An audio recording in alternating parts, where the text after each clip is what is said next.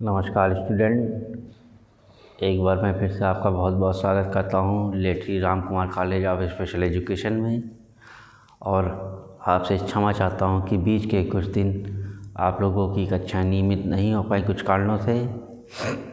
तो अपने आगे बढ़ते हुए सिलेबस के आधार पर जो कि DED स्पेशल एजुकेशन HI का third paper language and communication के बारे में चर्चा करते हैं। इसके पहले हमने भाषा के कार्य के बारे में चर्चा की, उसी को आगे बढ़ाते हुए अब हम मनुष्य की भाषा में कौन कौन सी विशेषताएं होती हैं इसके बारे में चर्चा करेंगे।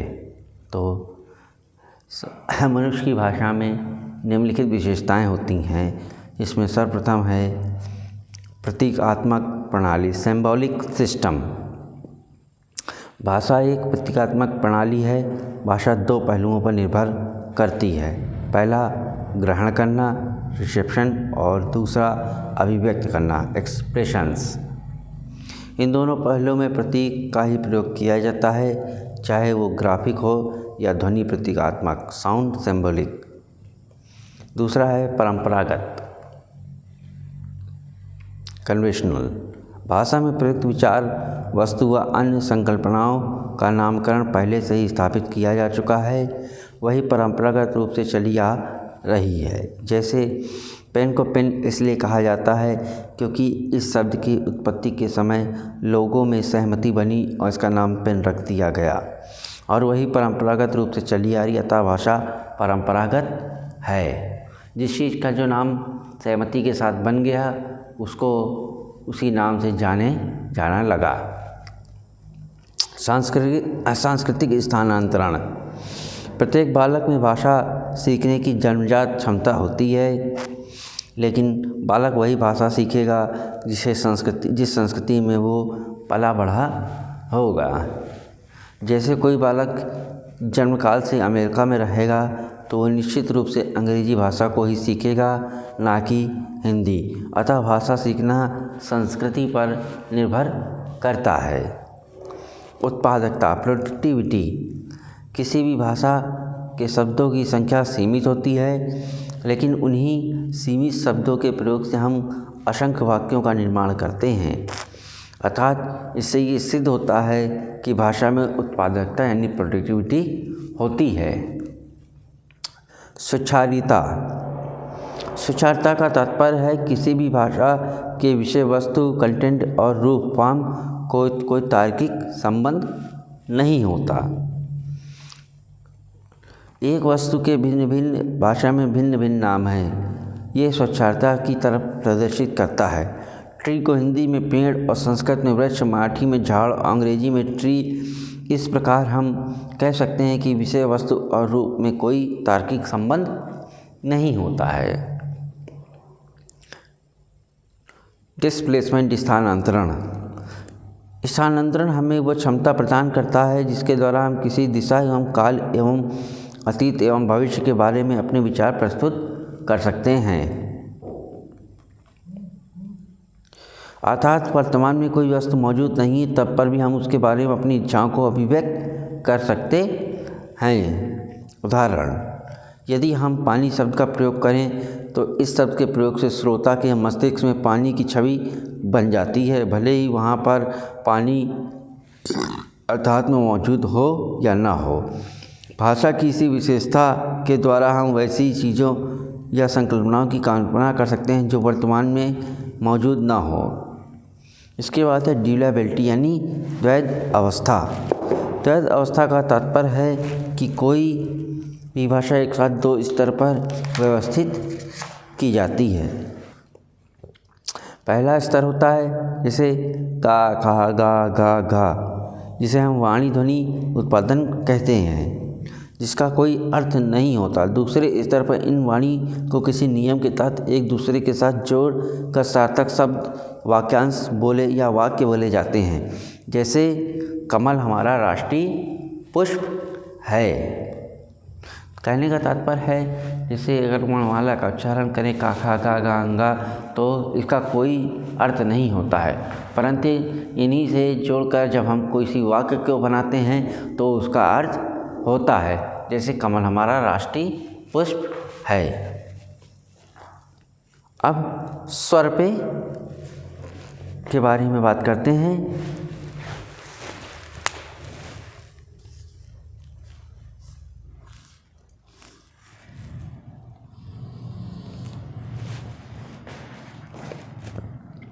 ग्रीन के अनुसार फेफड़ों के नीचे श्वसन के दबाव के परिणाम स्वरूप स्वर तंतुओं वोकल कॉर्ड्स के खुलने और बंद होने की लयबद्ध क्रिया का परिणाम स्वर कहलाता है। इस तरह कंठ द्वार ग्लोटिस के स्पंदन पल्स में वायु निकास होता है अतः प्रतिपादित और परिवर्तित दबाव और वायु कंठों के स्रोत का विरलीकरण रिफ्लेक्शन ही ध्वनि तरंगों के लिए उत्तरदायी हैं। भाषा शिक्षण के सिद्धांत।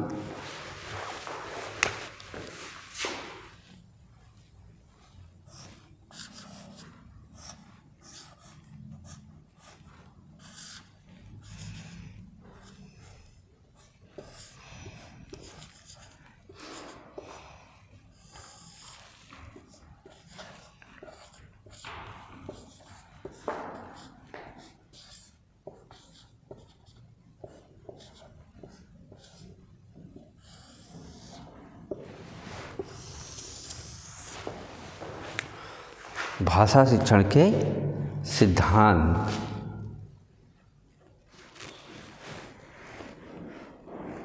भाषा शिक्षण के सिद्धांत निम्नवत हैं। भाषा शिक्षण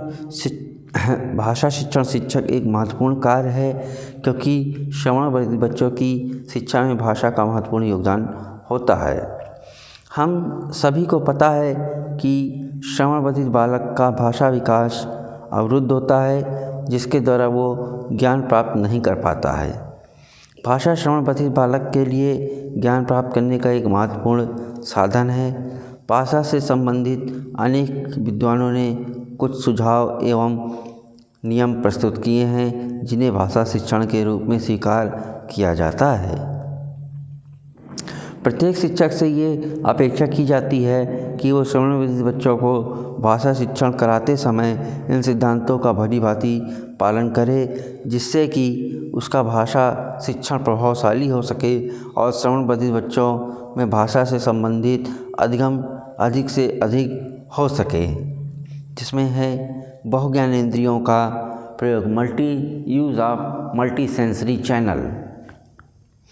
श्रवण बधिर बच्चों के भाषा शिक्षण करते समय शिक्षक को बहुज्ञानेंद्रियों पर ध्यान रखना चाहिए, जैसे आँख, नाक, कान, जीभ, त्वचा। एक शिक्षक भाषा शिक्षण में बहुज्ञानेंद्रियों का प्रयोग करता है तो बालक को एक से अधिक इंद्रियों का उद्दीपन मिलता है, जिसके द्वारा वह अधिगम आसानी से करता है। जैसे एक शिक्षक फलों के बारे में बताता है तो बच्चों को फल के बारे में बताना होता है कि फल कैसा होता है, उसका नाम बताएं और बच्चे को सेब का फल दिखाएं तथा बच्चे को सूंघने के लिए दें, छूने के लिए दें, चखने के लिए दें। इस प्रकार से बच्चों को सेब फल के बारे में संपूर्ण रूप से ज्ञान प्राप्त हो जाएगा। लेकिन हर एक स्थिति में बहुज्ञानेंद्रियों का प्रयोग करना आवश्यक नहीं है। भाषा शिक्षण अधिगम का कार्य शीघ्र प्रारंभ कर देना चाहिए। बाल्यावस्था में किसी पहलू के विकास के लिए काफ़ी महत्वपूर्ण होता है, जिससे भाषा विकास एक महत्वपूर्ण पहलू होता है। इस बीच बालक का मस्तिष्क काफ़ी लचीला यानी फ्लेक्सिबल होता है, जिससे ये भाषा इनपुट, लैंग्वेज इनपुट को संचालित कर सकें और ग्रहण कर सकें। इस प्रकार एक भाषा शिक्षण शिक्षक को बालक एवं माता पिता को भाषा शिक्षण अधिगम का कार्य शीघ्र ही प्रारंभ कर देना चाहिए, ताकि बालक के क्रांतिकाल क्रिटिकल पीरियड का सदुपयोग किया जा सके। भाषा शिक्षण का कार्य यदि क्रिटिकल पीरियड में किया जाए तो एक श्रवण बधिर बालक भी अच्छा विकास कर सकता है भाषा के संबंध में। बालक को अति महत्वपूर्ण एवं लाभदायक भाषा सिखाई जानी चाहिए। समवयस्क बच्चों को भाषा शिक्षण करते समय ये हमेशा ध्यान रखना चाहिए कि बच्चों के दैनिक जीवन में संप्रेषण के काम में आ सकें, अतः बच्चों को ऐसी भाषा सिखानी चाहिए जिससे वो अपने संप्रेषण में प्रयोग कर सके। इसके बाद ही उसे अन्य भाषा सिखानी चाहिए। एक शिक्षक को महत्वपूर्ण अवसरों की खोज करते रहना चाहिए एवं उसका सदुपयोग करते हुए वैसी भाषा प्रदान करनी चाहिए जो कि उसके लिए लाभदायक हो। जैसे शिक्षक बच्चों को लंच के समय टिफ़िन बहुत अच्छा है, टिफ़िन में खाना है, खाना बहुत ही स्वादिष्ट है, इस प्रकार का संप्रेषण करते हुए भाषा का विकास किया जा सकता है। इसके बाद आता है चौथा नंबर, अर्थपूर्ण स्थिति एवं संदर्भ का प्रयोग करना चाहिए। भाषागम तभी प्रभावशाली होता है जब इसे अर्थपूर्ण स्थिति एवं संदर्भों के साथ जोड़कर बताया जाए।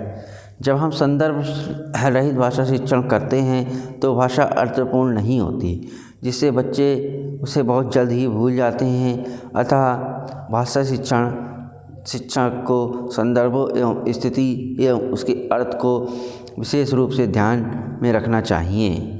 जैसे सलाद बनाते समय बच्चों को क्रियाओं जैसे छीलना, काटना, मिलाना, स्वाद आदि का ज्ञान करा सकते हैं और ये ज्ञान बच्चों में स्थायी रूप से स्थापित हो जाता है।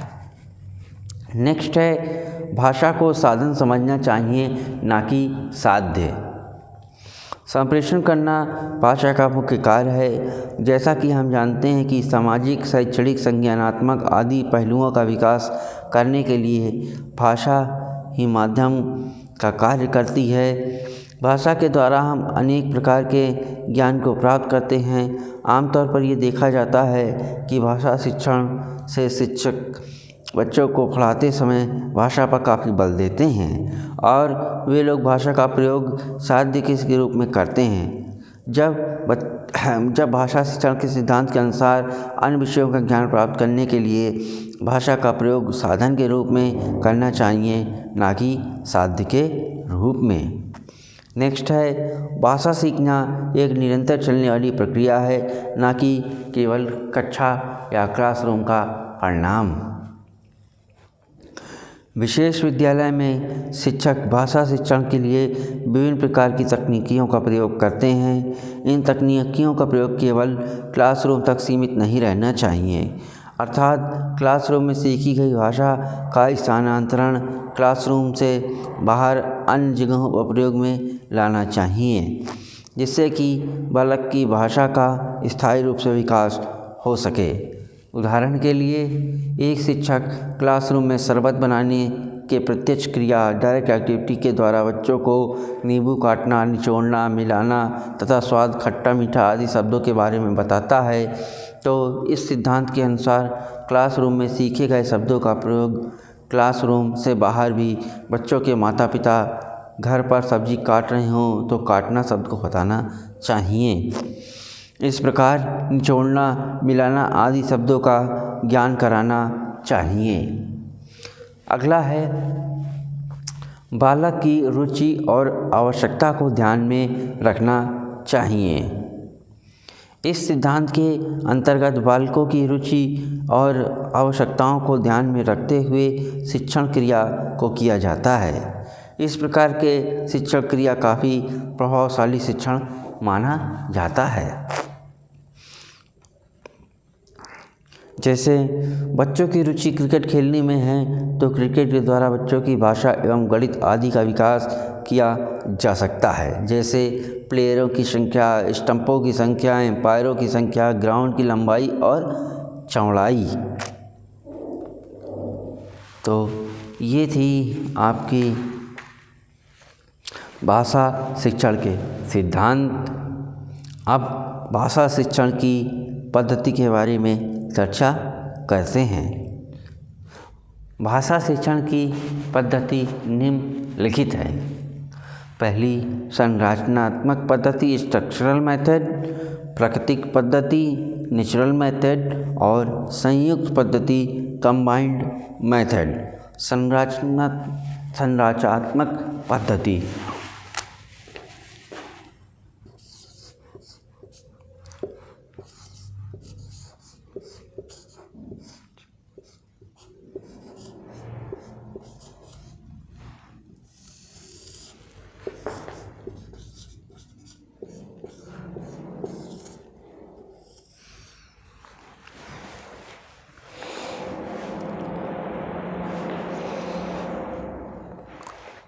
संरचनात्मक पद्धति के अनुसार भाषा सिखाई जाने वाली टीचेबल है। इस पद्धति में बच्चों को भाषा स्टेप बाय स्टेप यानी क्रमबद्ध तरीके के अनुसार सिखाई जाती है।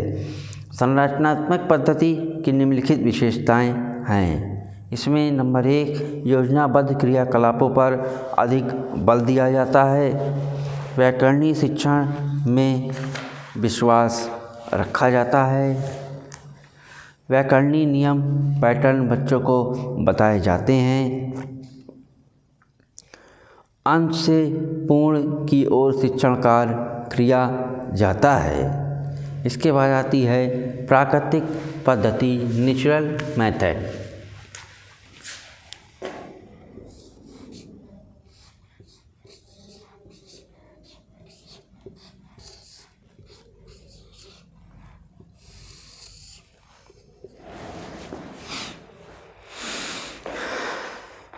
प्राकृतिक पद्धति का ये मानना है कि भाषा सिखाई जाने वाली टीचेबल न होकर अध्ययनात्मक लर्नेबल है। इस पद्धति के अनुसार बच्चे को भाषा सीखने के लिए इनपुट एवं एक्सपोजर की ज़रूरत होती है और बच्चा भाषा को सहजता एवं प्राकृतिक रूप से सीखता है। प्राकृतिक पद्धति बालक से हम यह अपेक्षा करते हैं कि वो बिना किसी अतिरिक्त प्रयास से वातावरण में होने वाली अंतःक्रियाओं के द्वारा भाषा को सहजता से सीख ले। इस पद्धति में किसी प्रतीक का प्रयोग नहीं किया जाता। बालक के भाषा विकास के लिए मौखिक वार्तालाप प्रणाली पर काफ़ी बल दिया जाता है। ये माना जाता है बच्चा जितना ज़्यादा से ज़्यादा बातचीत करेगा, वातावरण की चीज़ों को देखेगा, उनसे सीखेगा तो उसका अधिक से भाषा विकास होगा। इसके बाद है संयुक्त पद्धति।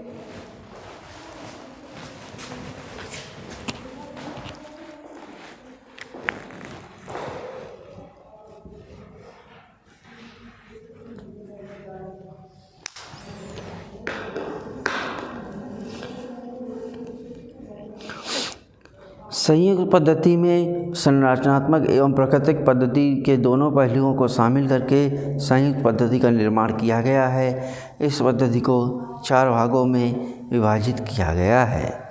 पहला रोचेस्टर विधि, दूसरा वाक्यात्मक क्षमताओं एवं वाक्य रचना के कार्यक्रमों का टेस्ट, तीसरा मात्र चिंतनशील विधि और चौथा व्याकरण संरचना का शिक्षक द्वारा मूल्यांकन। तो पहले हम चर्चा करते हैं मात्र चिंतनशील विधि, maternal reflective method, MRM method जिसको कहते हैं।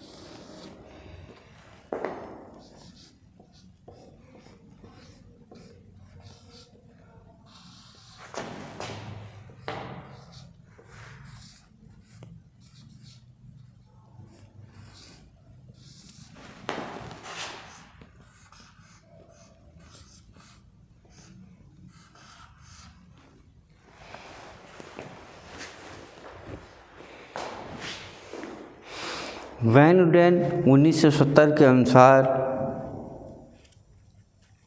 माता एवं बालक की अंतःक्रिया का गहन अवलोकन करने के बाद एक महत्वपूर्ण विधि को विकसित किया गया, जिसका प्रयोग बधिर बच्चों के भाषा सिखाने के लिए किया जाता है। इसमें ये अवलोकन किया गया कि बालक क्या कहना चाहता है, उस शब्द को बच्चे की माँ पकड़ती है और उस शब्द को दोहराने की भूमिका अदा करती है। जैसे एक बालक रो रहा है तो बालक की माँ बच्चे से पूछती है कि भूख लगी है, फिर वही जवाब भी देती है दूध पीना है। इसी प्रकार उडेन ने इस तकनीकी का पालन करते हुए विशेष शिक्षक के लिए ये सुझाव दिए कि बालक की भाषा विकास करते समय माँ को किस तरह की भूमिका अदा करनी चाहिए और बालक की भाषा विकास के लिए इस तकनीक को प्रभावशाली ढंग से कक्षा में प्रयोग करना चाहिए। MRM मेथड से संबंधित कुछ मुख्य चरण निम्न हैं। वार्तालाप संबंधी पाठ। शिक्षक को बच्चे से वार्तालाप करने के लिए उनकी रुचि के अनुसार विभिन्न अवसरों को प्राप्त करने के प्रति सजग और सावधान रहना चाहिए। शिक्षक से ये अपेक्षा की जाती है कि बालक द्वारा बोले गए शब्द, वाक्य अथवा उसके भाव को सही रूप से भाषा प्रदान करें। बालक जो बोलना चाहता है तो उसके हो सकता है व्याकरणीय गलती हो या अन्य प्रकार की गलती हो, तो शिक्षक का कार्य है उस भाषा को वो व्यवस्थित करे। आकस्मिक भाषा एवं अलंकारिक भाषा जैसे हाय, शाबाश, कितना सुंदर, वाह का प्रयोग करें एवं बच्चों को इसके बारे में बताएं। बालक द्वारा बोले गए शब्द अथवा वाक्य को ज़रूरत पड़ने पर चित्र, वाणी, गुब्बारा, स्पीच बैलून एवं कारकोचिन्ह, केस मार्कर जैसे पूर्ण विराम, फुल स्टॉप, कामा आदि का प्रयोग करना चाहिए। बालक और शिक्षक के बीच हुए वार्तालाप एवं संभाषण पर आधारित अभ्यास करना चाहिए, जैसे रिक्त स्थान की पूर्ति, मिलान करो एवं एक वाक्य में उत्तर लिखना, सही और गलत बताना, समानार्थी शब्द, विरुद्धार्थी शब्द, शब्दार्थ आदि। तो ये वार्तालाप संबंधी पाठ थे। अब माँ चिंताशील विधि के शिक्षण के उदाहरण। माँ ने सुबह बिल्लियों की आवाज़ सुनी और उन्हें चिड़ियों की आवाज़ सुनी और उन्हें पेड़ पर बैठा देखा। अब माँ अपने बच्चों को चिड़ियों के बारे में बताती है और चिड़ियों से संबंधित सभी बातों को बताने का प्रयास करती है। जैसे चिड़िया आसमान में उड़ती है, वो पेड़ों पर बैठती है, दाना खाती है तथा चूँ चूँ की आवाज़ निकालकर सुनाना। इस प्रकार से बच्चे में भाषा का विकास किया जाता है। भाषा के अंग।